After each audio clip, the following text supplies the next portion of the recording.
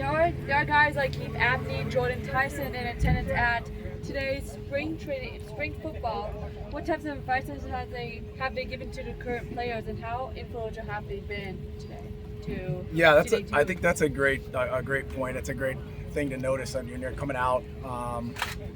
Particularly, I think anybody who takes over a program at any point, I think what you're trying to do is you're trying to visually prepare yourself for in 3 years. You want guys like Jordan Tyson, Keith Abney, Shad White to come back and have the pride and just willingness to be out here on a free Saturday morning. And I think it says a lot about the program. I think it says a lot about the culture, the investment these guys have put in, the pride they've taken in the program.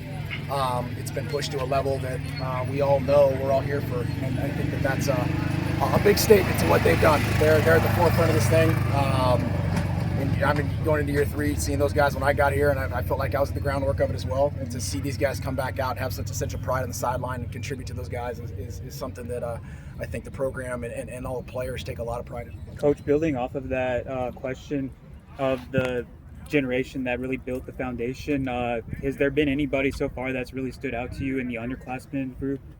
It's still so early. I think we've got a really young, competitive, hungry group, and I think that that's exactly what you want. I think in year 3, every year you're trying to do the pillars of building the thing, and I think talent acquisition starts at the whole thing, and so each year you're trying to build yourselves a quality foundation, especially when it's as youthful as ours, and I think we've got a really young, competitive group that's hungry, that wants to build on offensively the last 2 years and what we've done. And I think that's running the football, being explosive and being efficient and finding ways to be to carry the flag like a lot of these guys have in the last 2 years offensively. Guys like Jordan and guys like Max and guys like that have been scattered, who've been here before. And I think these guys are here because of that. I think you've built the players have built themselves a locker room where we can now go recruit to such young talent and say, wow, there's a lot of young guys out here in spring that are going to be able to contribute. In which way and how much we don't know yet, but we look very different than we did 2 years ago when I got here, I'll tell you right now. And so that's exactly what I think you want to have happen. I know when you watched Thursday's film, what did you take from that? The first practice with a young group is always exciting because you just want to see the effort. You want to see guys flying around, how much command the young quarterbacks have of the offense, how much detail there is in the young guys out there with the new scheme. They've walked through it, but now it's full speed. Now you don't have pads on yet, so that's a totally different ballgame. But you just want to see how guys recognize, move, play, feel.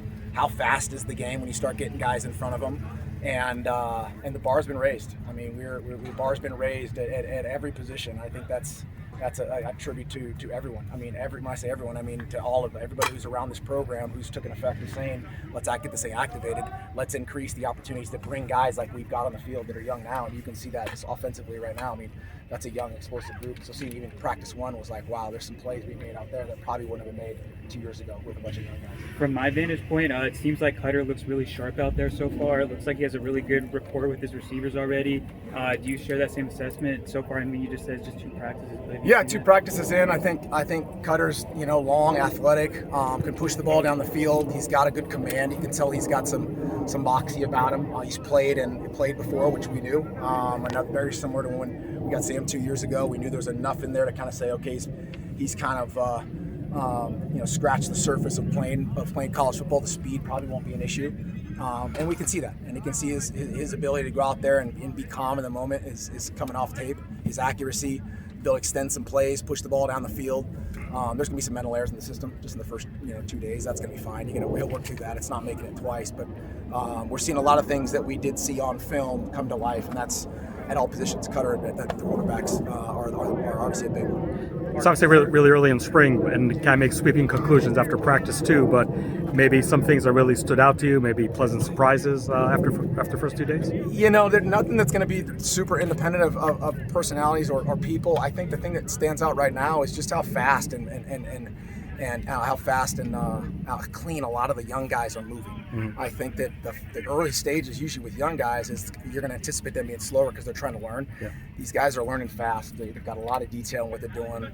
The coaches have been together. There's a lot of continuity. We kind of get a chance for us to eliminate a lot of our gray, which is really good, so we can communicate better. So I think all around the efficiency of what we're trying to get taught to some young guys, you can see guys moving fast. I mean, a guy like Raiden, a guy like Reed, a guy like Omarion, a guy like Cutter, a guy like Fetty.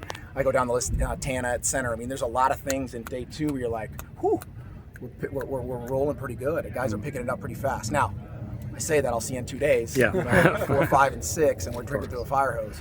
And you want that too, though. Yeah. You want those friction points. You don't want it to be super comfortable all the time because you want to find out where they're at when it gets a little hot. And you're trying to. It's hard to get that in spring ball, but again, there's no highlights in spring ball. It's about the work, and these guys have been awesome. Arians, is there any realistic scenario where one of these quarterbacks runs away with the job in spring, or are there just so many new guys in the system that it's going to go well in the fall camp? Yeah, come on, I'll never say never. I mean, there's times in 20 years of doing this, there's been times you're like, boom, and someone just goes. There's other times where you think that's going to be the guy who's going to do it, and all of a sudden you're like, well, none of us really took off. I think at the end of the day, I think when we've had success doing this in here and other places is when you've tried to really drive kind of some of those friction points and see who can respond and kind of some of the uncomfortable spots at quarterback. See how guys go in like 5 and 6. Are they retaining the information?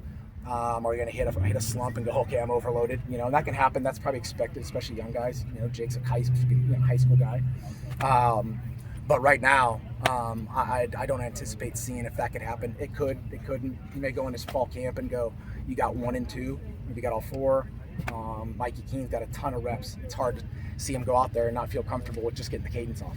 It might be different for someone else. So it's a good problem to have right now, to have a few guys that you feel like can still take that opportunity.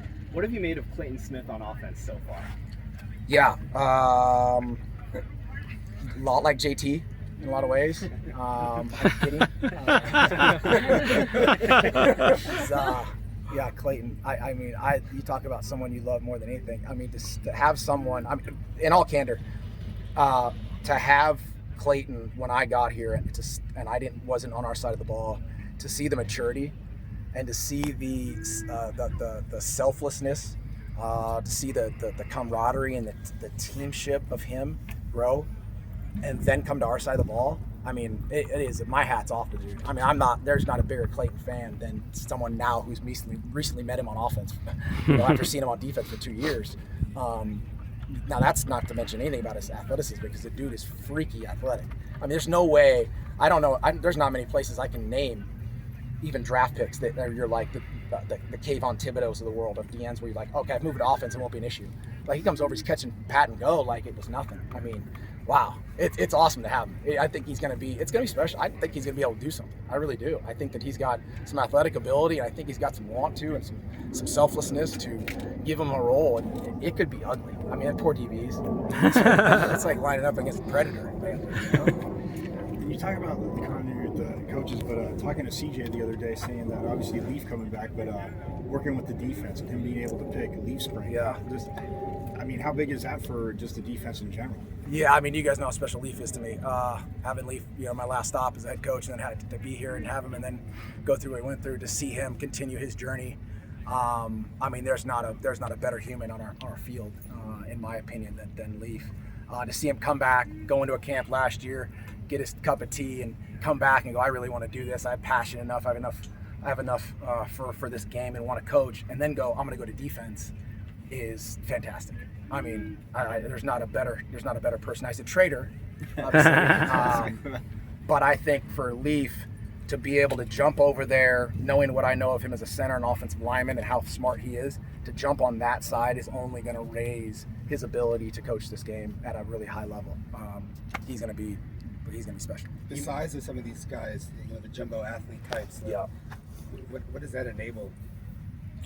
Yeah. Smith, Yeah. No. Yeah, the guys who can play, who are long and strong and also can play that size, right? Because there's a lot of guys you're hoping when you get some certain guys, and we've evolved really well now with the guys we've got now, and that happens over time. You're playing with larger bodies, I mean, just the catch radius, just in general, just a matchup. Just the ability to think about how you're going to play certain schemes and how that's going to affect certain players in the field, how it's going to affect the nickel or a dime package, how it's going to affect the corner, what it can do with the safety, what are they going to see it as, changing where they're at. I mean, you got some big athletes that are long now who show size and growth potential to match up and have an advantage. I mean, it's like having a basketball player out there. I mean, you've had bigger players, the Mike Evans of the world, the Vince Jacksons you've had, where you're like, okay, this bigger guy is such a matchup issue if you can take advantage of it. it's probably going to behoove you. And I think that we've got an opportunity in certain places like that to see how that develops over spring ball. So it's fun to see, and it's what you had hoped you'd see. I think that's the biggest thing. You hope you see when it comes out. You're like, all right, there it is. Well, Mario Miller's had a few head-turning plays through 2 practices. He had the one where Hines Ward was running down the field behind him on Thursday's practice. Today, he had the one-handed, left-handed grab. How scary is his potential in this offense? Yeah, I mean, we've all, we were pushing really hard, obviously, to get such an awesome guy as a person, and then to get such a talented player. I think we saw some of that on film. I mean, who didn't? If you I know what you're watching. If you didn't, we were fighting our tail off to get a guy like that after losing JT, and I think that's what we've seen in the first couple of practices is promising. He's gonna put it all together and be consistent. He knows that, and I just like more than anything, I like his work ethic. He's a humble guy, doesn't say much, works his tail off, and has that talent. That's where you can really skyrocket. So we're really excited about that. Sounds good. Yeah.